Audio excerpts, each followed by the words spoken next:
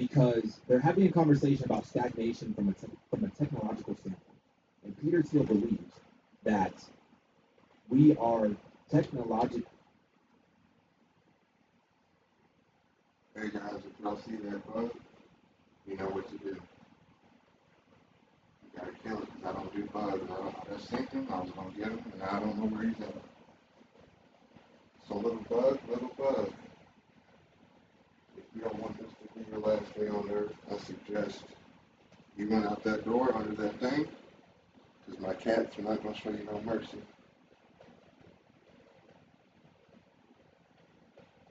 Joker might look sweet, but he still loves bugging you.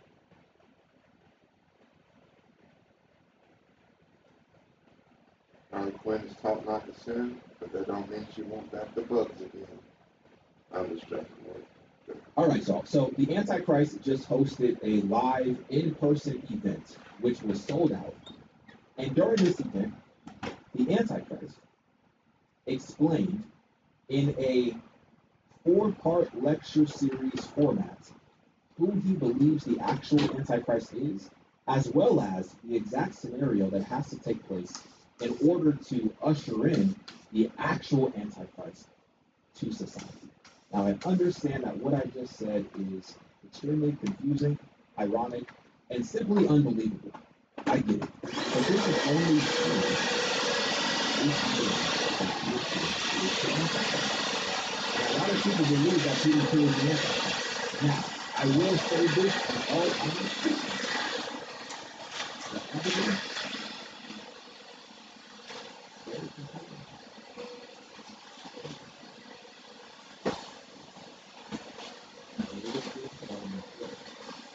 Peter Thiel, billionaire, co-founder of Carnagias.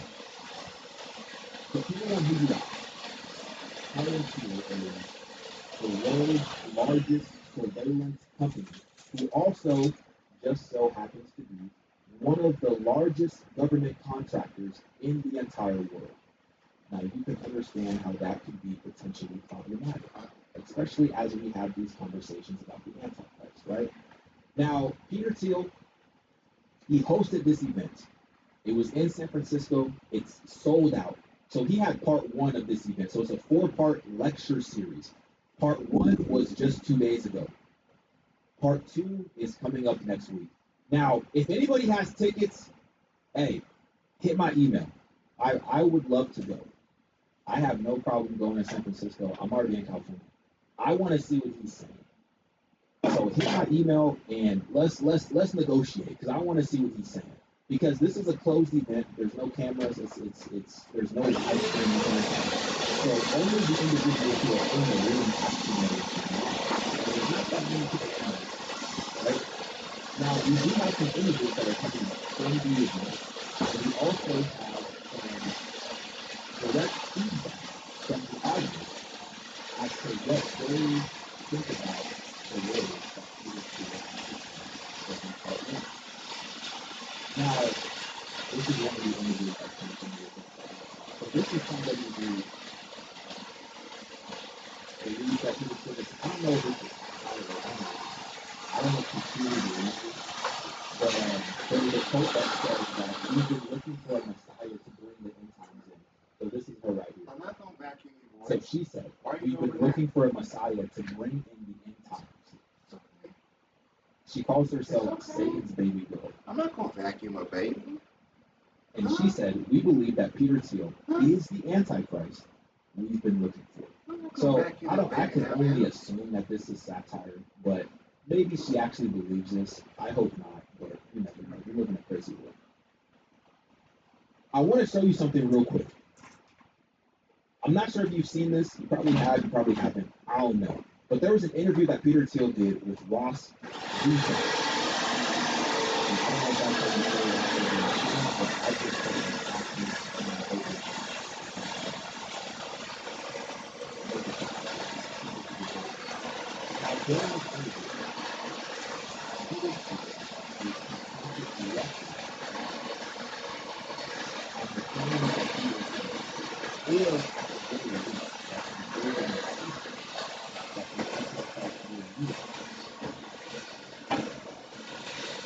think they're supposed to be doing that.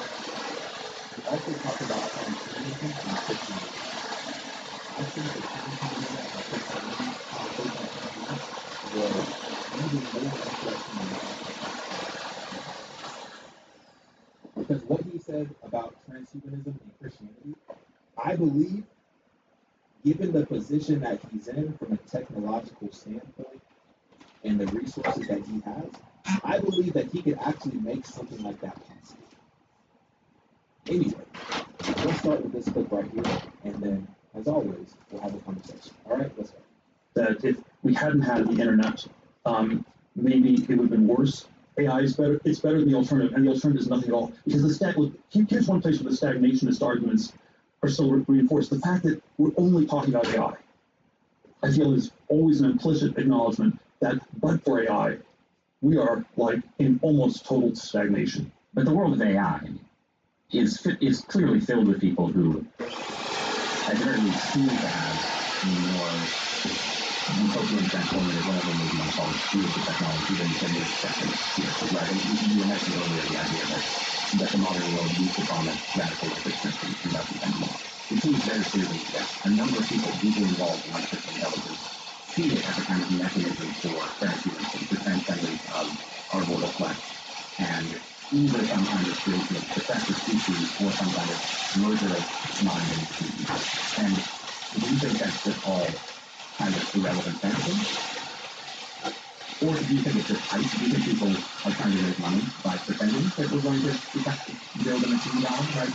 Is it hype? Is it delusion? Is it something you worry about? I mean, you would prefer the human race to do, right? Yeah, I don't know. I think a lot of there's so many questions and so many human race survive. Yes, but I also would I also would like us to radically solve these problems, and so it's always I don't know that transhumanism is this the idea of this radical transformation where your human natural body gets transformed into an immortal body, and there's critique that they say the trans people in the sexual context are kind of transvestite to some of the changes their clothes and cross-dressing. Transsexual is someone who changes and changes people design, and they allow their surgeries more. But we want more transformation in that. It's not that it's a weird and unnatural. It's just so pathetically important. If you want to live in cross-dressing or change your sex organ, you want to be able to change your heart and change your mind and change your whole body. And then Orthodox Christianity, by the way, the critique Orthodox Christianity has of this is these things don't go far enough. Like that transhumanism is just changing your body, but you also need a trans. Okay, you want that stuff? No more vacuum? Okay. I'll turn it off. I'll stand anyway. Okay?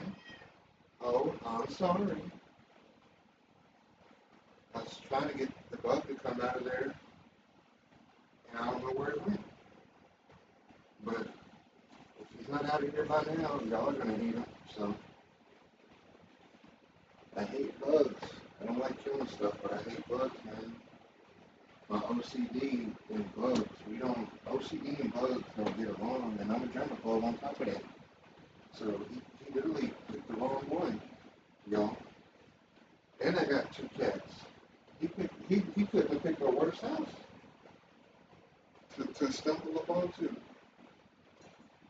Eat your poop, baby. I'm not gonna vacuum no more. Here. Watch that. See? I'm putting it up. No more vacuum. No more scary vacuum. I'm putting it up. I'm not turning it back on. I'm sorry, Mommy. I had a vacuum anyway. This floor was diabolical. Lord knows. Lord knows this floor was filthy. Not because I'm negligent, just because it just happens. You have animals, you gotta vacuum every day, basically. Or at least every other day. There wasn't even that much in there, really, of y'all's. It was just little stuff. It's probably all tearing up the cat toys. I'm putting it up, baby. Look. I'm putting it up. Look. I'm taking it out the room. See? It's gone. It's gone. See? I put the vacuum down. I put the vacuum down, Harley. I put it down. Well, you why not put it down?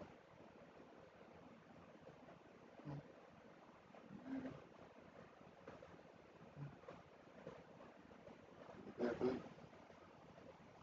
Yeah, baby.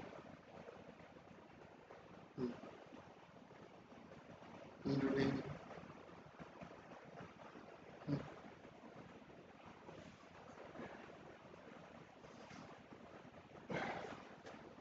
I'm not doing this. This. Joker, stop trying to run out the door. I'm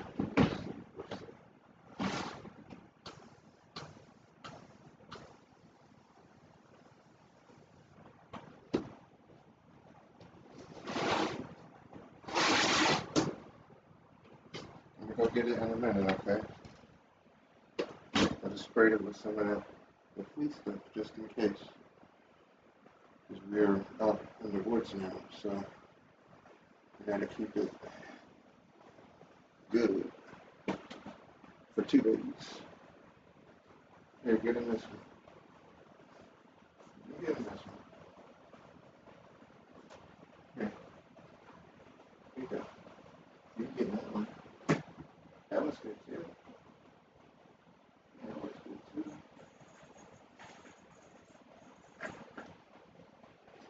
It's okay, baby. I'm done. It's okay. Come on.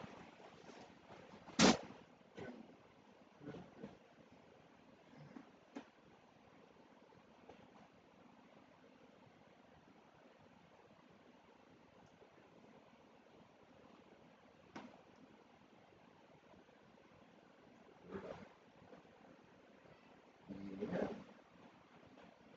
Good. Yes, better.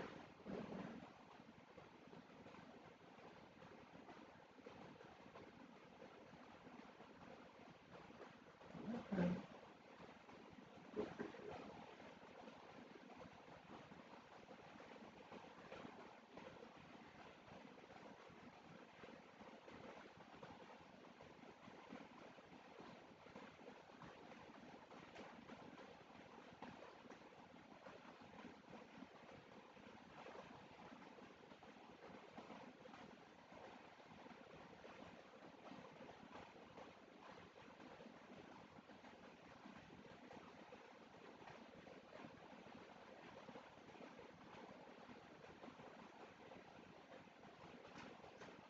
Now, let me make this video a little quick. Gotta watch what I say because people are stupid robot mod things or show somebody getting decapitated on Facebook, but you can't say the word decapitated on Facebook. It don't make no sense. It don't make no sense. Transform your soul. You need to transform your whole self. And so, right, but the other way, wait, I'm sorry. I generally agree with what I think is your belief that religion should be a friend to science and ideas of scientific progress. I think any idea of divine providence has to encompass the fact that we have progressed and achieved and done things that would have been unimaginable to our ancestors. But it still also seems like, yeah, the promise of Christianity in the end is you get the perfected body and the perfected soul through God's grace, and the person who tries to do it on their own with a bunch of machines is likely to end up as a dystopian character. Well, it's let's articulate. And you can have a heretical form of Christianity, right? That says something else. I don't know. I think the word nature does not occur once in the Old Testament, and so if you and that there is a word in which a sense in which the way I understand the Judeo-Christian inspiration is it is about transcending nature. It is about overcoming things, and the closest thing you can say to nature is that people are fallen, but that's the natural thing in a Christian sense is that you're messed up, and that's true. But there's some ways that with God's help, you are supposed to transcend that and overcome that. And Right. if you just say you're accepted. Present company accepted. Most of the people working to build the hypothetical machine god don't think that they're cooperating with Yahweh, Jehovah, the Lord of hosts. They think that they're building immortality on their own. Yeah, right? we're jumping around a lot of things. So yes. Again, the critique I was saying is they're not ambitious enough. Right. From a Christian point of view, these people are not ambitious enough. Now, then we get into this question: well, are they? But they're not morally and spiritually ambitious enough. And are they still physically ambitious enough? And are they even still really transhumanists? And this is where the cryonics thing, that seems like a retro thing from 1999. There isn't that much of that going on. So they're not transhumanists on a physical body. And then, okay, well, maybe it's not about cryonics, maybe it's about uploading. So, that's not quite, I'd rather have my body. I don't want to. Okay, so let's pause right here. Because they're having a conversation about stagnation from a technological standpoint. And Peter Thiel believes that we are technologically stagnant. That the only thing that we really are talking about right now, because the only thing that is really an advancement from a technological standpoint is AI. Besides that, his wishes that there was more technological advancement as it relates to anti-aging. And he wished that there was more people, more companies working to solve the solution of aging. And then he also mentioned Francis Bacon. So Francis Bacon, a philosopher from the 15 and 1600s, he believed in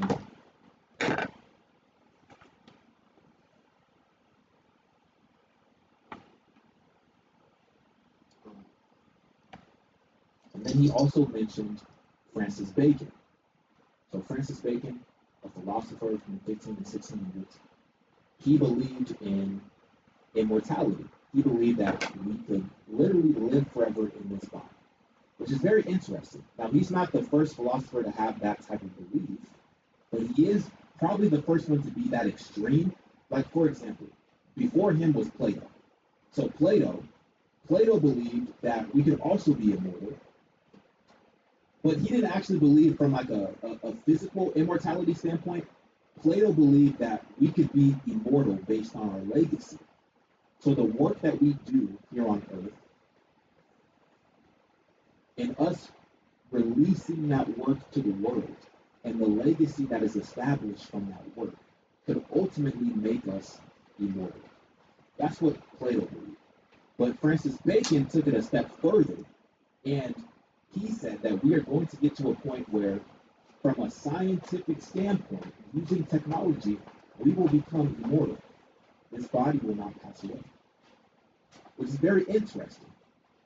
Because the more research I did on Francis Bacon, based on what I found from most of the sources, it was saying that he was a Christian.